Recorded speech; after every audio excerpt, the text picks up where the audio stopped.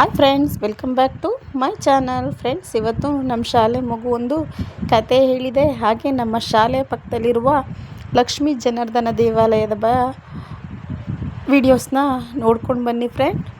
ಅದ್ರ ಜೊತೆ ಯಾರೆಲ್ಲ ಈ ವಿಡಿಯೋ ನೋಡ್ತಿದ್ದೀರಾ ಲೈಕ್ ಮಾಡಿ, ಶೇರ್ ಮಾಡಿ, ಸಬ್ಸ್ಕ್ರೈಬ್ ಮಾಡಿ ಫ್ರೆಂಡ್ಸ್.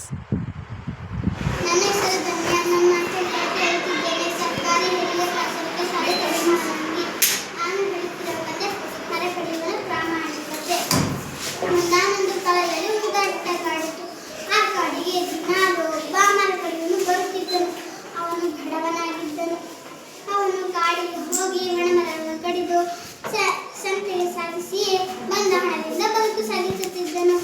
ಎಂದಿನಂತೆ ಅವನು ಕೊಳದ ಹತ್ತಿರ ಮರ ಕಡಿಯುತ್ತಿರುವಾಗ ಅವನ ಕೊಡಲಿ ಕೊಳದಲ್ಲಿ ಬಿದ್ದಿತು. ಆಗ ಬಿದ್ದ ಸದ್ದು ಮರ ಕಡಿಯುವಲ್ಲಿ ಕೇಳಿಸಿತು. ಮರ ಕಡಿಯುವಳು ಕೊಳದಲ್ಲಿ ಮುಗಿದನು. ತನ್ನ ಕೊಡಲಿಗಾಗಿ ತುಂಬಾ ಹೊತ್ತು ಹುಡುಕಿದನು, ಆದರೆ ಸಿಗಲೇ ಇಲ್ಲ. ಅವನು ಒಳತೊಡಗಿದನು. ಮರ ಕಡಿಯುವರಿಗೆ ಯಾರದ್ದೋ ಸದ್ದು ಕೇಳಿದಂತಾಯಿತು. ಅವನ ಎದುರುಗಡೆ ನದಿಯ ದೇವತೆ ನಿಂತಿದ್ದಳು.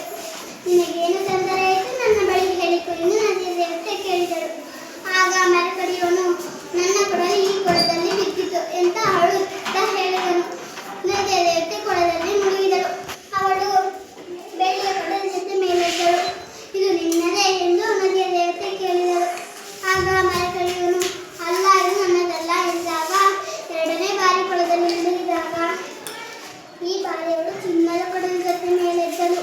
ಇದು ನಿನ್ನದಾಗಿರಬಹುದೇ ಎಂದು ನದಿಯ ದೇವತೆ ಕೇಳಿದಳು. ಮರ ಕಡಿಯುವನು, ಅಲ್ಲ, ಇದು ನನ್ನದಲ್ಲ ಎಂದಾಗ ಮೂರನೇ ಬಾರಿ ಕೊಳದಲ್ಲಿ ಮುಳುಗಿದಾಗ ಅವನ ಕಬ್ಬಿನ ಕೊಡದ ಜೊತೆ ಮೇಲೆದ್ದಳು.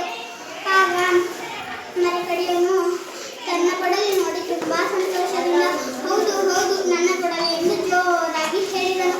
ಆಗ ನದಿಯ ದೇವತೆ ಇವನ ಪ್ರಾಮಾಣಿಕತೆ ಮೆಚ್ಚಿ 3 ಕೊಡಲಿಯನ್ನು ದಾನವಾಗಿ ನೀಡಿದಳು. ಈ ಕತೆ ನೀತಿ ಏನೆಂದರೆ ಪ್ರಾಮಾಣಿಕತೆ ಬೆಲೆ ಅಪಾರ. ಎಲ್ಲರಿಗೂ ಧನ್ಯವಾದಗಳು.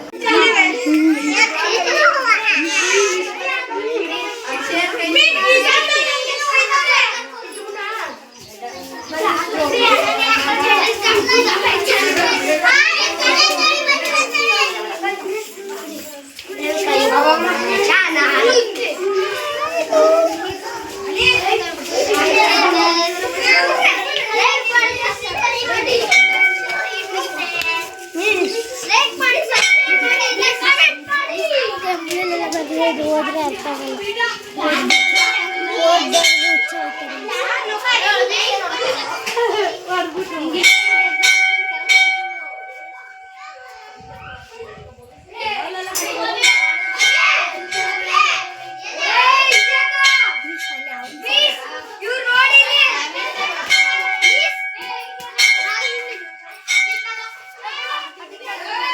ಸೌಂಡ್ ಸೆಡೆ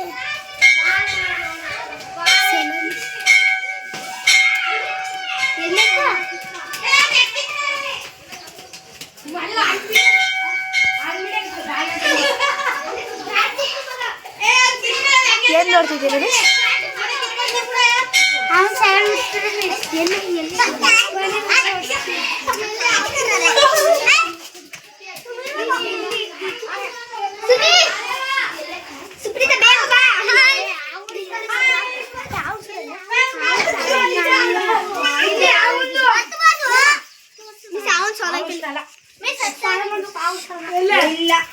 ಹೇಶ್ ಬನ್ನಿ ಇವಾಗ.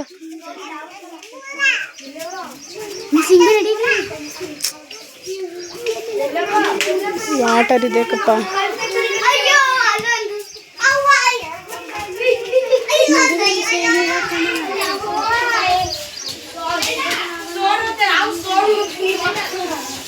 ಎಷ್ಟಂತ ಓದೋಗೆ ಹುಚ್ಚಾಗೋಯ್ತಾರ.